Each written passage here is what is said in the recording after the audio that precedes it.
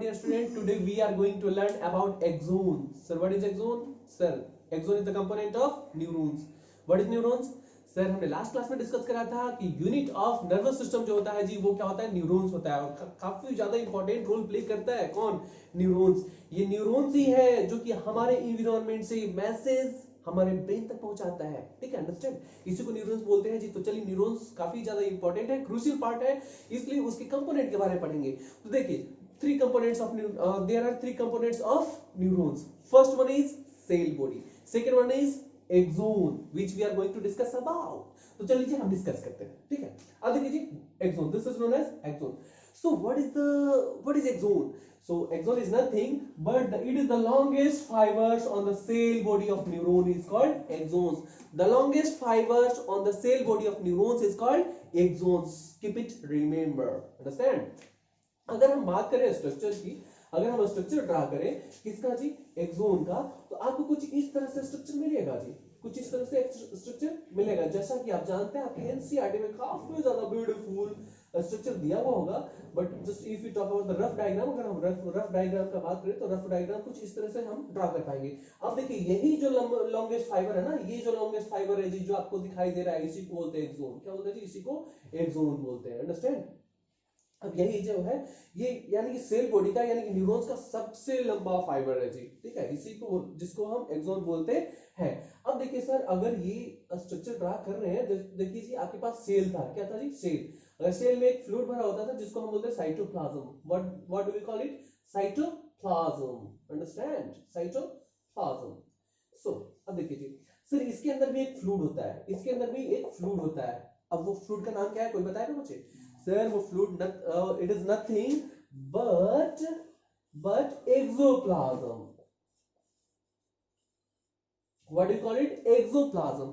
अब सर देखिए, सेल के बाद सेल मेम्ब्रेन था, ठीक है, तो यहाँ पे भी बेसिकली हम सेल मेम्ब्रेन तो नहीं बोलेंगे, यानी कि एक्सोप्लाज्म का मेम्ब्रेन तो नहीं बोलेंगे, ठीक है, यानी कि एक्सोन का तो मेम्ब्रेन नहीं बोलेंगे, लेकिन सर इसके ऊपर एक सीट होता है, कवरिंग होता है, एक मेम्ब्रेन होता है जिसे हम बोलते हैं axolemma. What do we call it, axolemma,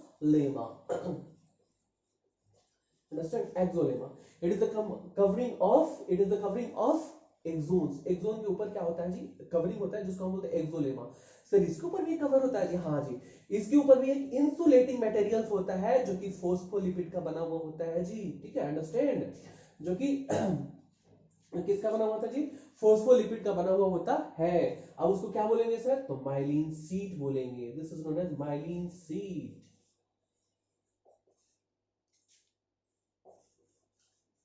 understand, myelin sheet, as you can see here, myelin sheet।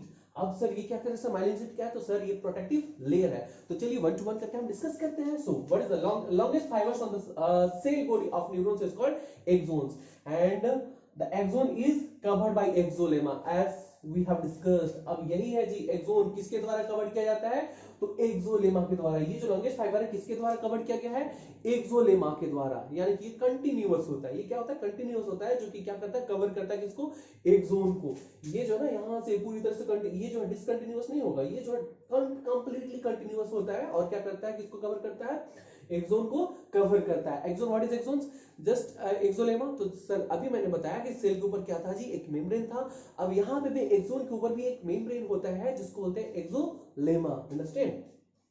Just in your language, in simple language, we can say that exolema is nothing but the membrane of axon, understand। इसके बाद क्या है sir, exolema may be covered by a layer of phospholipid which is called myelin sheet। अब देखिए, ये axolemma जो है cover हो सकता है किसके द्वारा, एक इंसुलेटिंग मटेरियल जिसको माइलिन शीट, जो कि किसके द्वारा, किससे बना हुआ था, फोस्फोलिपिड से। Sir what is phospholipid, phospholipid is nothing but the lipid is made up of phosphate, understand, which contain phosphate only। इतना याद रखिए आप, ठीक है, तो उसको बोलते हैं phospholipid. Up to this class आपको इतना ही पढ़ना है। तो देखिए जी, उसे बोलते हैं फोस्फोलिपिड से बना हुआ रहता है जिसको बोलते हैं माइलिन शीट। अब देखिए, myelin sheath is an insulating material. What kind of material, insulating materials and protective sheath of axons. It also protect whom, it protects axon. तो ये कि माइलिन शीट जो है एक इंसुलेटिंग मटेरियल है और ये क्या करता है, एक्सोन को प्रोटेक्ट करता है जी, प्रोटेक्शन प्रोवाइड करने का काम करता है, it protects the axon understand. So this is the function, this is the main function of myelin sheath understand. अब देखिए अगर बात करते हैं किसके बारे में, nodes of Ranvier. Sir what is nodes of Ranvier, how you define the nodes of Ranvier. So just आपके लिए अच्छा सा ब्यूटीफुल सा एक स्ट्रक्चर भी लाया हो जी मैं, ठीक है, विद फंक्शन, ठीक है, उसके पार्ट्स का नाम भी है जो कि आपको थोड़ा सा अगर आप स्क्रीनशॉट लेना चाहेंगे तो ले सकते हैं, ये काफी ज्यादा इंपॉर्टेंट है आपके लिए। अब देखिए जी व्हाट इज दिस, ठीक है, the portion of axons where it is this means uncovered, okay, the portion of axons where it is uncovered, my myelin sheath is called nodes of Ranvier, understand। nodes of Ranvier का किसे कहते हैं sir, तो देखेंगे जैसा कि मैंने बताया था कि ये जो एक्सोन है ना, कहीं कभी भी माइलिन शीट एब्सेंट होगा। माइलिन शीट जो है ना बेसिकली आप कंटिन्यूअस नहीं होता है, माइलिन शीट कभी भी कंटिन्यूअस नहीं होता है, तो माइलिन शीट जहां पे नहीं होगा तो उस पॉइंट को क्या बोलेंगे, nodes of Ranvier, this point is known as nodes of Ranvier understand.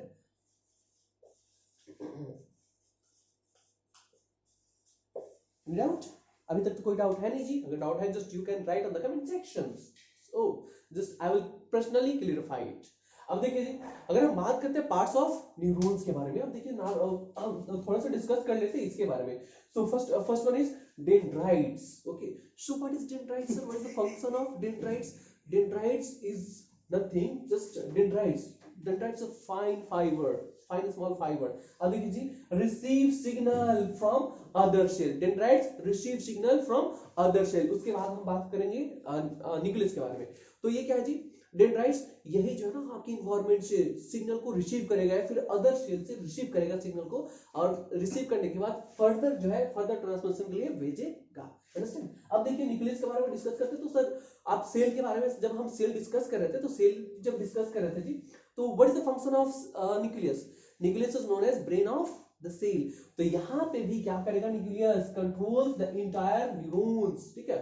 अब यही जो है कंट्रोल करेगा पूरे न्यूरॉन्स को, यानी कि जो यूनिट ऑफ नर्वस सिस्टम है पूरी तरह से कंट्रोल करेगा, उसके फंक्शन कैसे रेगुलेट कर सकते हैं, ठीक है, और उसकी जो मैसेज ट्रांसमिट हो रहे हैं उसको रेगुलेट करेगा अच्छी तरह से, ठीक है। अगर हम बात करें सेल बॉडी के बारे में, किसके बारे में जी, तो सेल बॉडी के बारे में फर्दर हम बात करने जा रहे हैं। अब देखिए cell body, what is cell body, ये देखिए जी, cell body organize and keep the cell functional, यही जो है मेन काम है। ये क्या करेगा, सारे जो है ना सारे जो इसकी कंपोनेंट है उसको ऑर्गेनाइज में रखेगा, उसके बाद क्या करेगा, ये जो है सेल को पूरी तरह से फंक्शनल रखेगा, ठीक है, यानी कि काम अच्छी तरह से करवाएगा, ठीक है, understand. This is the main function of cell body, understand. So just if you want to write it, तो राइट इट सेपरेटली, अगर आप लिखना चाहेंगे तो आप सेपरेटली लिख सकते हैं जी। अगर हम बात करें एक्सोन के बारे में, किसके बारे में, तो एक्सोन के बारे में हम बात करते हैं। देखिए जी axon, what is the main function, this is the crucial function of axons which you should keep it in your mind, okay. अब देखिए जी एक्सोन ये क्या जी, transfer signals to other cell और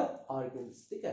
यही जो है, यही क्या, कौन, एक्सोन ही जो है जी, एक्सोन यही तो मेन है, यही तो सिग्नल को भेजेगा, ठीक है, इसी यही तो सिग्नल को भेजेगा, यही तो मैसेज को भेजेगा, ठीक है, तभी तो हमारा सिग्नल जो है ब्रेन तक पहुंचेगा, उसके बाद ही हम रिलेवेंट एक्शन ले पाएंगे, otherwise just we will be match, understand.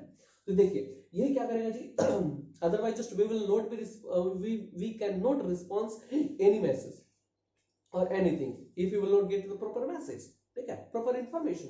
तो यही एक्सोन का मेन फंक्शन, ये क्या करेगा, transfer signals to other cell और बॉडी, यानी कि यही जो है सिग्नल को ट्रांसफर करेगा कहां पे, अदर सेल में और मतलब ऑर्गन में, अंडरस्टैंड।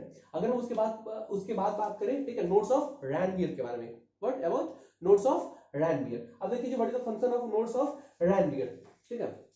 तो nodes of Ranvier is responsible for diffusion of ions, diffusion of ions, okay, understand. Move it first. तो nodes of Ranvier responsible for diffusion of ions, it means sir ions तो यहाँ पे charge, हाँ जी बिल्कुल।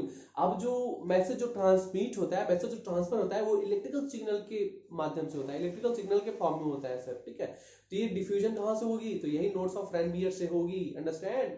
उसके बाद अगर हम बात करें axon terminal, what is the function of axon terminal. अब देखिए जी axon terminal forms a junction समझते हैं ना, ठीक है, from where exchange of material take place, exchange of things take place, ठीक है, उसी को बोलते हैं जंक्शन, ठीक है।